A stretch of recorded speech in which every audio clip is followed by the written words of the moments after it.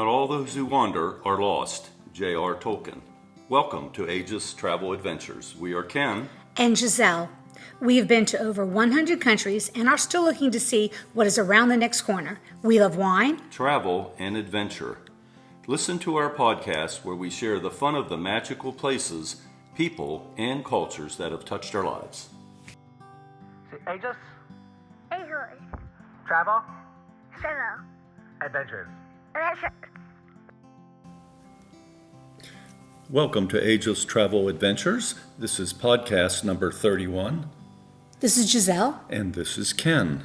Today we'd like to talk about our trip to London that we did in January. So it was a winter trip. And I think the weather, although it was chilly, was pretty pleasant actually. Yeah, this goes in, it was in conjunction with our trip when we were going to Norway. So we came there prepared for cold weather. So we were comfortable. As again, I mentioned numerous times, I get cold, if it's 78 degrees. So I came prepared. So we were, I feel, lucky enough to get a direct flight to London. We did a Delta business class, Orlando to London Heathrow.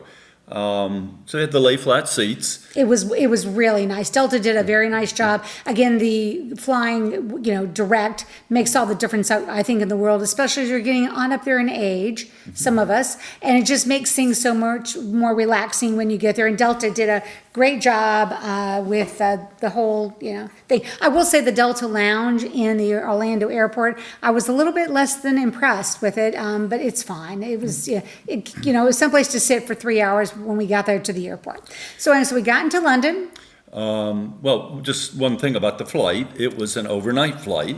So the lay flat seats are nice because at 6'4", I can stretch out and lay flat and get some sleep. Now, on a 7 or 7.5 hour flight, how much do you really sleep? Well, when you get on, you get a dinner meal and you get some drinks.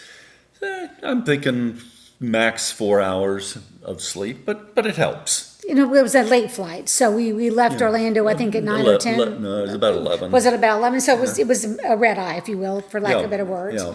So we got there, and it was raining.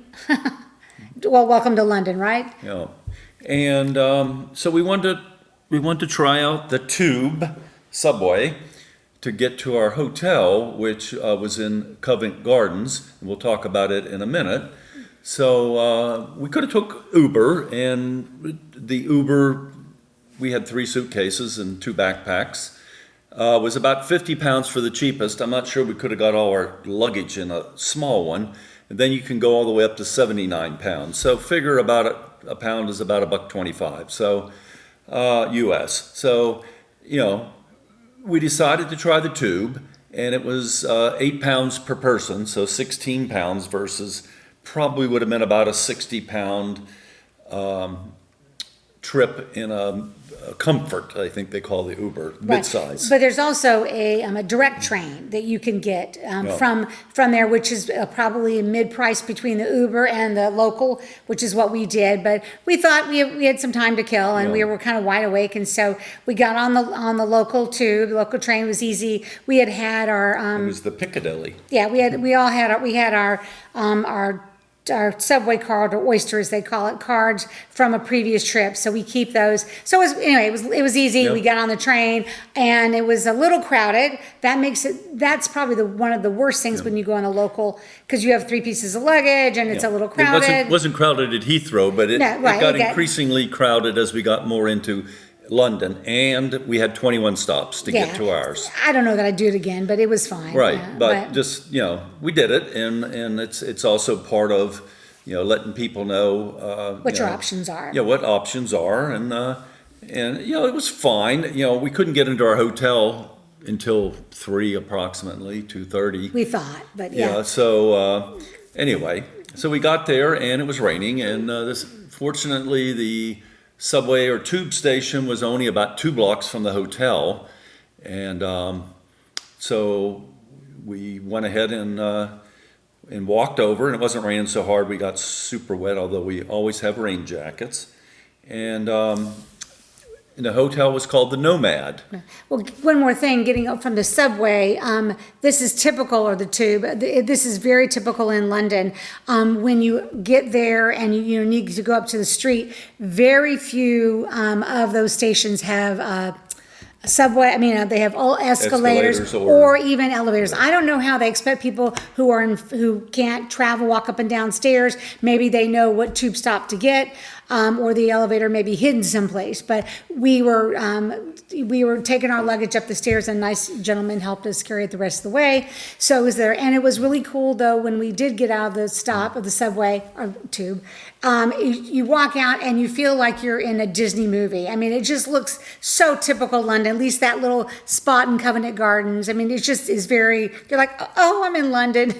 It was cool. And so it was the Hotel NoMad, and it's a Hilton property, but it's very high end.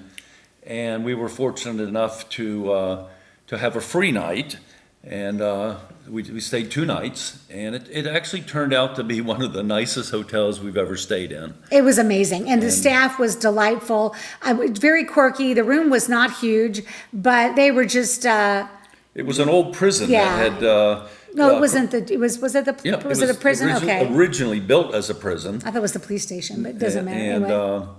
yeah, police station and prison. I think there was Both. both. Yeah, and it had been converted, and it was across from the Royal Ballet Theater. There, and it was. But like I said, this has been.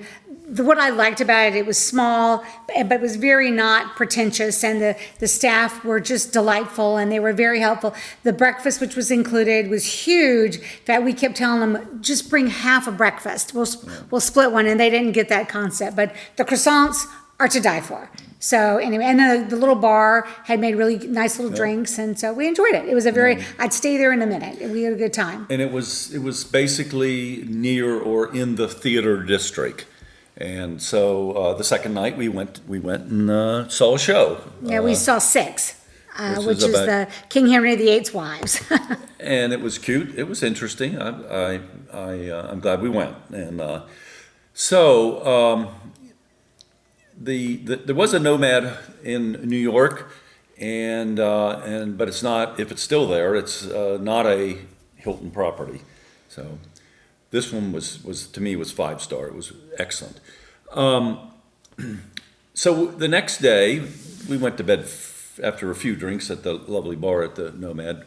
We got up pretty early, and we walked down into the theater district to see where our theater was, because we had to be there at a certain time. We didn't want to miss it by getting lost. And it was easy. We found it. And then we went across the bridge, which was right there, and we went into the bank side or the south part of London there. And I think they call it the bank side. And we walked around a little and looked at some things. We went to the Tate Museum of Modern Art. And, which was really nice. We've been to other modern art museums, but for some reason that one, I thought the way they laid it out, I learned more. I will say we're not aficionados of modern art. I think we know very little.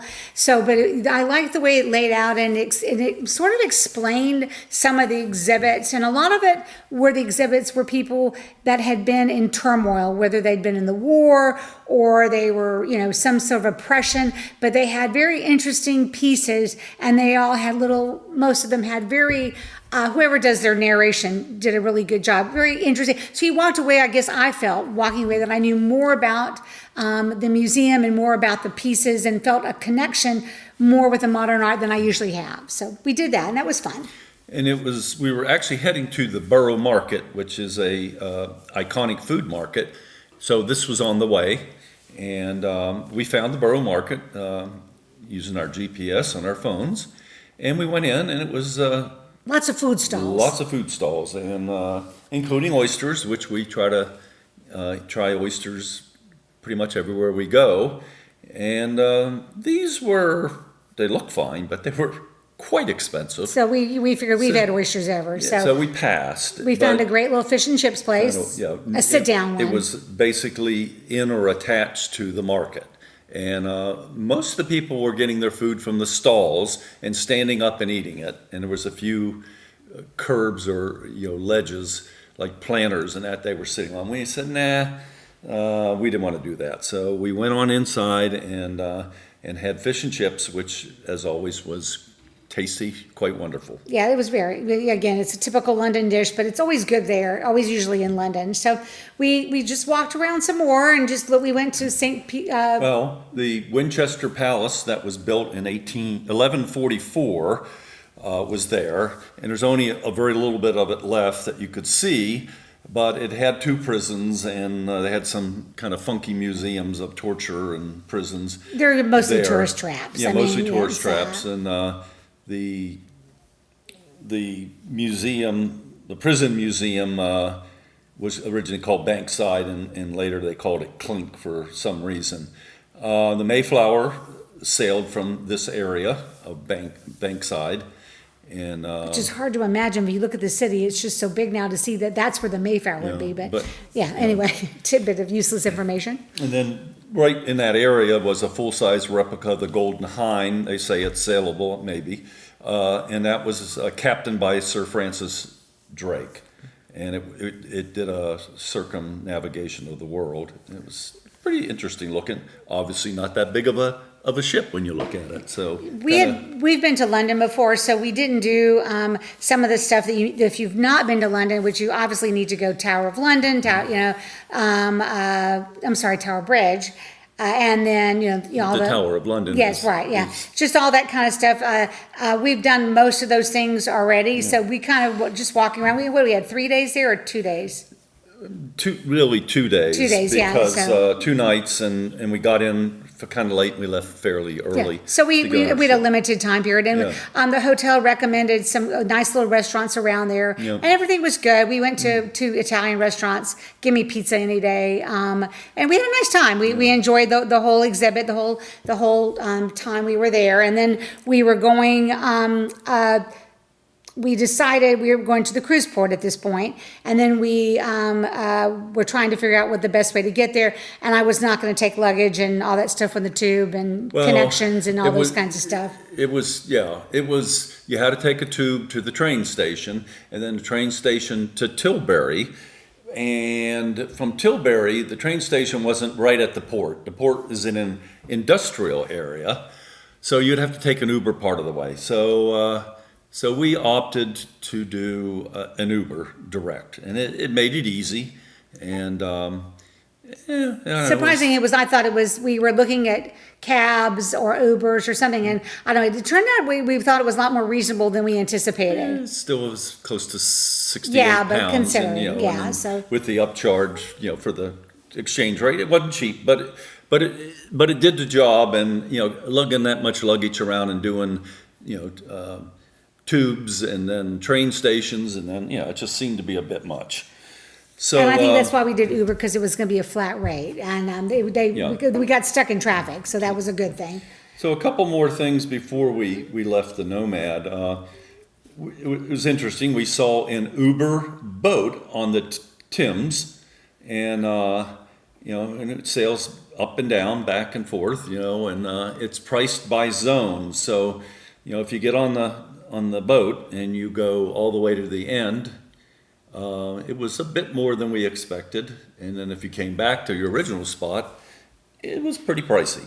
But it's there. And if you've never been there, it's a great way to go down the river. And I mean, it's like most of these famous European river cities.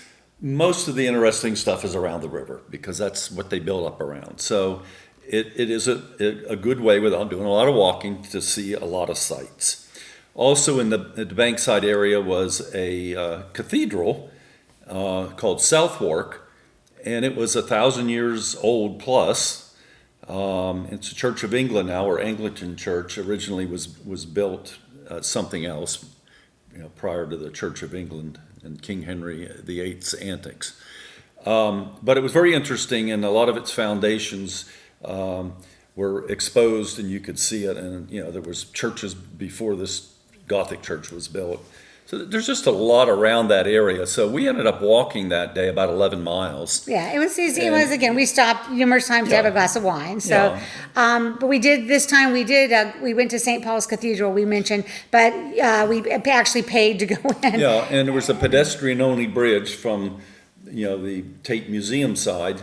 So we walked up to that, and it was really cool. I'd not seen that before. It looked fairly new. And when you exit on the north side, or the St. Paul's Cathedral side, the Salvation Army World Headquarters is right there on the Thames. And then another block up is the St. Paul's Cathedral, and that was built by Sir Christopher Wren. And the dome on that was a architectural work of art, and in fact the U.S. Capitol dome is fashioned after it. So they say. Fun fact to know and tell. And I believe it. When you look at it from a distance, it looks very similar. And many of the historical buildings in London were. The architect was Sir Christopher Wren. He's quite famous. But London's a fun city to walk around. I think you got to be as prepared for the weather, rainy and et cetera like that. We happen to be there in winter, so we've been there. We've been there in the summer, or we've been there in spring, and spring is by far the time to go.